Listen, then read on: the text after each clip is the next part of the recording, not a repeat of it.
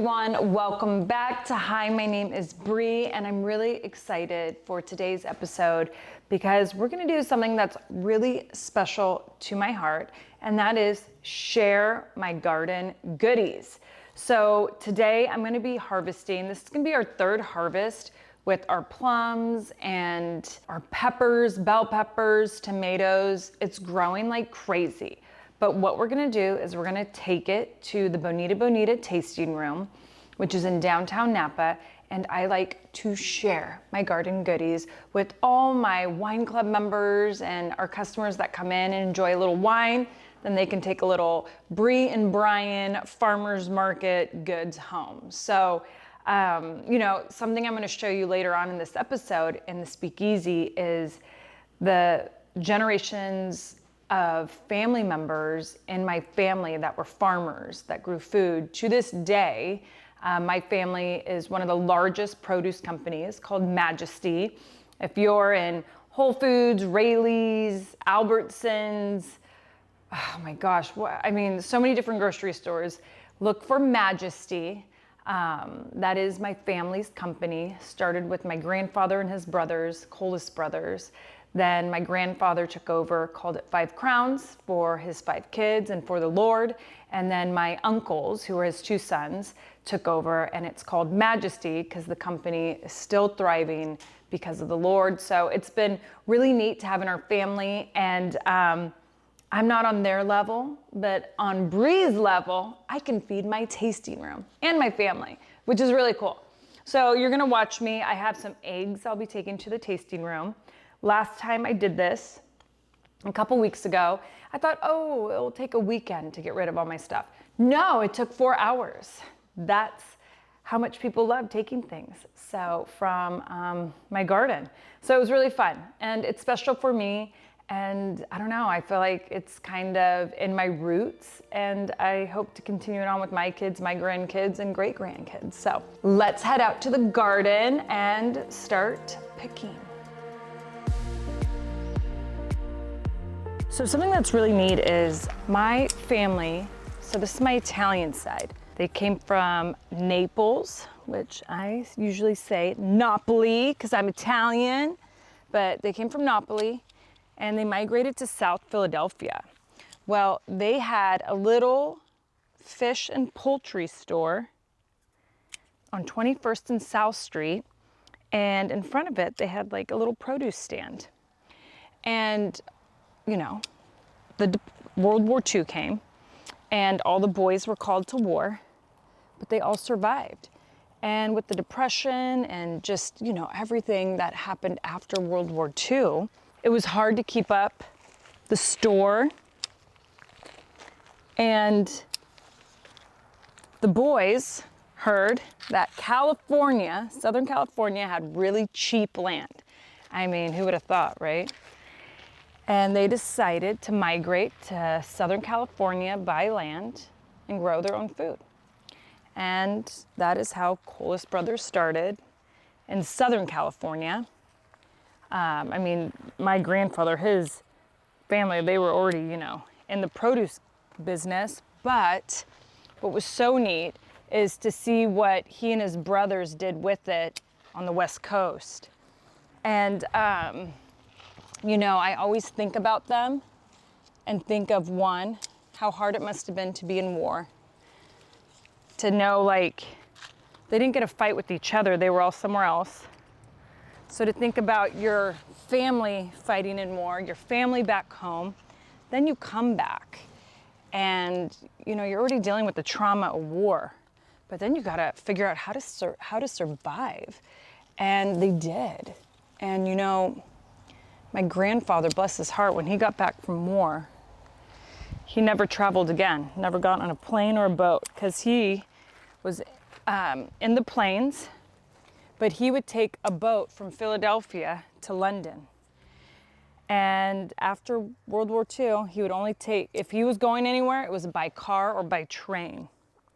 And, but I always thought about them and what it must have felt like,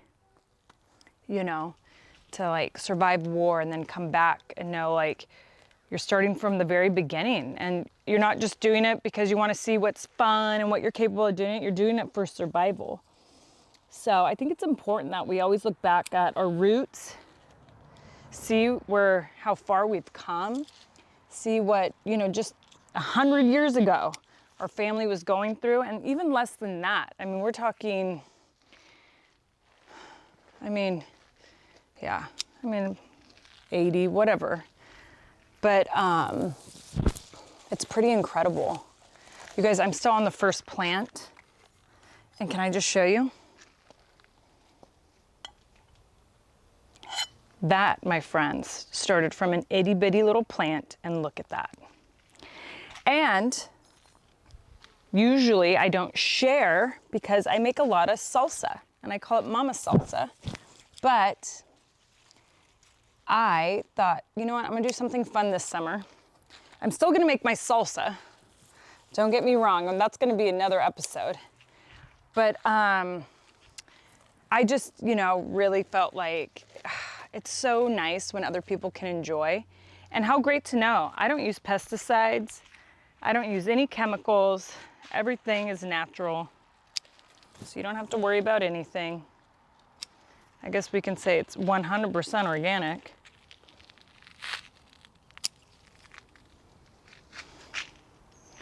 Oh, look at it. Isn't that so interesting? I mean, and what's crazy is in markets, that's considered ugly fruit, and they wouldn't even put that out. I'm like, it's crazy.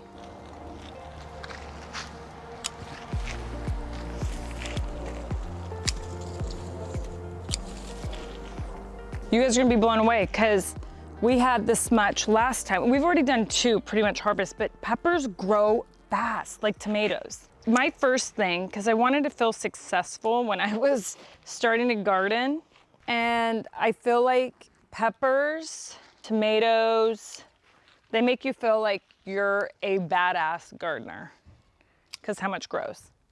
You can't keep up. I mean, look at that.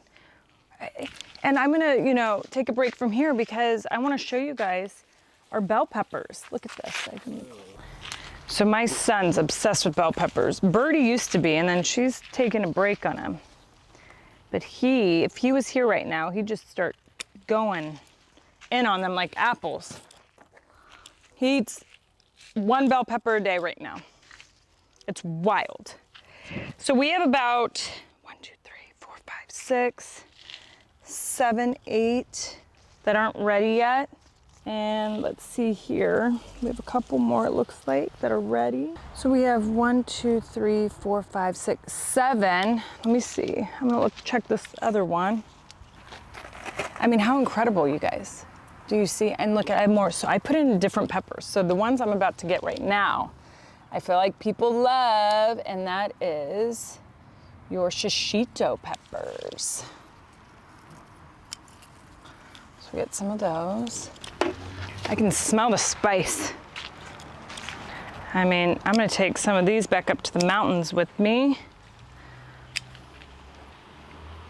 so I can make my salsa. So my aunt, I'm gonna need to go grab another bowl. My aunt makes the greatest salsa you'll ever taste. The one thing I think coming from a farming family is my aunts are homemakers. I was always like surrounded by people making homemade food constantly. Like my grandmother, every time you walked into her house, you're like, like what is she cooking? It was, it's weird because it's rare sometimes I walk into people's homes and I'm smelling a sauce on the stove or something in the oven, or I guess the crock pot. My mom loved the crock pot. Like, Mama Bella, don't mess with her in a crock pot. That was her thing. But I think it's important to kind of bring that back. Nothing makes me happier than when my kids walk in, they're like, what's that smell? It smells so good. I don't know, it does something to me. I think it's, our, instinct or some type of Mother Nature-esque in us that it's like you get excited when you can feed your family. And when they like it, because let me tell you, there's times they'll look at me and they're like, I'm not eating this. I literally used to love cooking all the time to where I kind of don't go crazy anymore because my kids are so simple that if I have fun in the kitchen, I feel like it's only Brian and I eating. So I stick to my stir fries and then really simple food. But then, you know, I've been getting into some gluten-free things, and Brian and I are starting to dabble into casseroles because we're really big on food prep because, you know, we like to watch our waistline, especially the older we get. It's so hard. And when this lady over here likes her wine, it makes it really hard. So Brian and I are like, why don't we start to make ourselves healthy casseroles so then we have something to munch on for like days straight. We have a lot of plums. So we brought in about 50. I had earlier today about 50 on the ground because they keep falling. I've fed my chickens already about 50. So add that up. That's like 150 plums, if not more. The bees have been loving it, the squirrels, the birds. Something that's really nice is you'll see the birds come to the top of the tree and they'll nibble on the plums.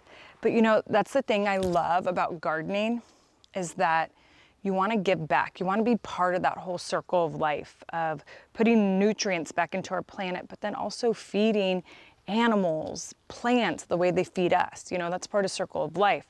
And that's kind of where we get to see ourselves in that circle. So I never get angry. I think the top of the fruit on the trees are always for the birds.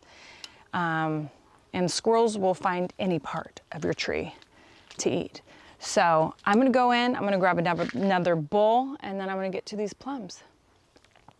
Okay, so, you know, I told you before, we've already pulled a lot of plums, and I'm gonna keep picking some more.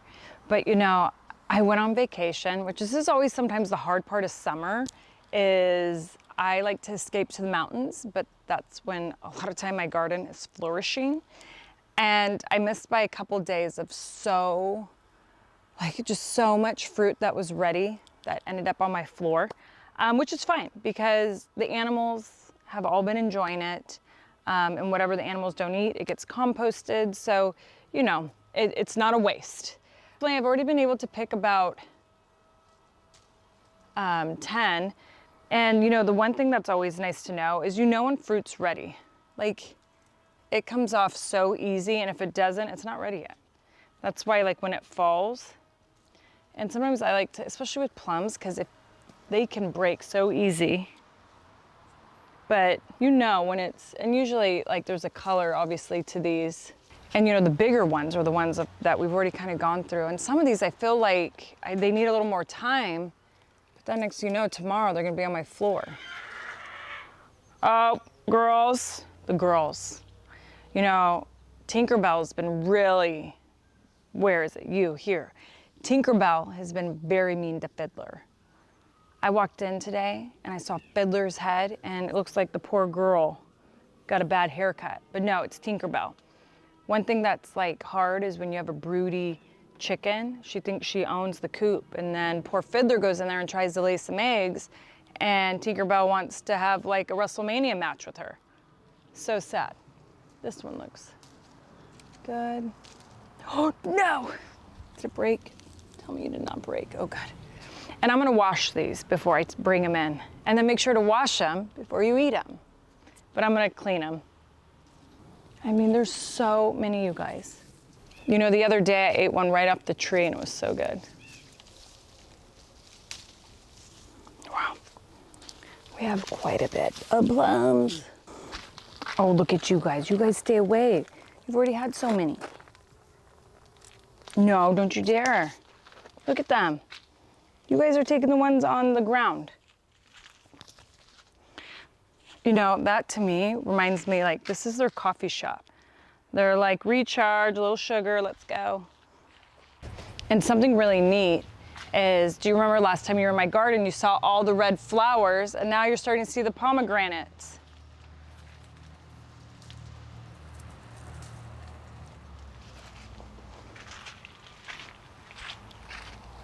Okay, so I might grab a couple little more things, but other than that, I think that is enough. I'm gonna get everything cleaned up and put together, and then I say we head on into the Bonita Bonita tasting room and we share my goodies.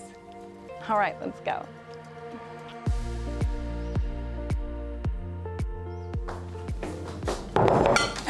Oh my goodness, you guys, we made it to the Bonita Bonita tasting room.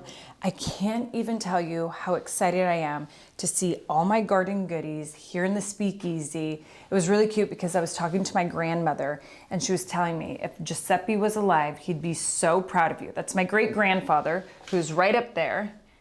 But he was someone who used to love to grow a lot of produce and give it all away. So my grandmother is like, Giuseppe is smiling down on you right now. But I'm gonna set out all my produce here in this little like stand I got because I wanted it to feel a little like old school, rustic, and come and grab as you drink your wine. So I'm gonna set this all out, and then I thought it'd be fun after that to kind of go through the history here on the Bonita Bonita wall of my family and kind of where my green thumb comes from and my, I guess you can say, farming roots. They're all up there. So let's get this in the baskets and then I'll tell you a little bit about the history.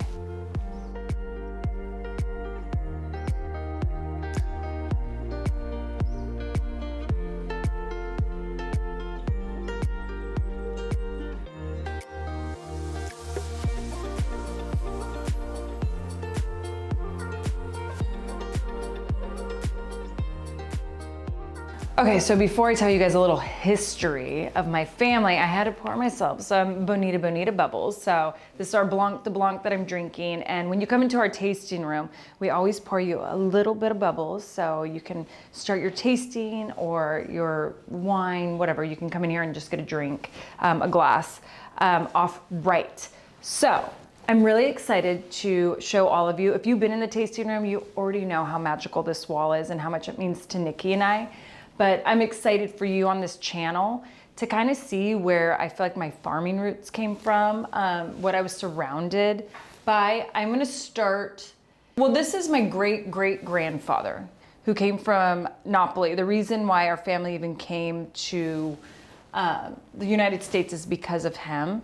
So he came here from Naples, Italy, and migrated to South Philadelphia. What's really neat is right here, you see this picture. It's taken on 21st and South Street. Now it's really sad because the building that they lived in is now a parking lot. It's awful. But what's really great is that they had this fish and poultry shop, and it was 3 stories, and it was really neat because the family, so there's 14 of them that lived in there. So way up on top, the kids all slept, middle floor, adults, and down here, not only were they selling, it was their store, they were selling, you know, fish and poultry, but you would walk in and you'd see their dining room table and the kitchen, and at times when you were in there purchasing some fish, you would see the family sitting down for lunch or dinner. So it was really neat, and in front of that, they had this, I always called it kind of their produce cart, but their produce stand, and they would sell produce too. And, you know, my grandfather, Joseph, right here, you know, him being raised in that type of family, and then this is my great-grandfather, Giuseppe, you know, it was really neat. It was like the family was just, they were always surrounded by that. It's the way they were raised. And World War II came. All the boys got drafted to war. Luckily for my grandfather, he and his brothers all survived war, but when they came back and with the Depression, they knew they had to think really about survival because they had lost everything. So they heard that Southern California had really cheap land. I know, crazy, because in our era of life, that's not it. That's not true. But Southern California had cheap land.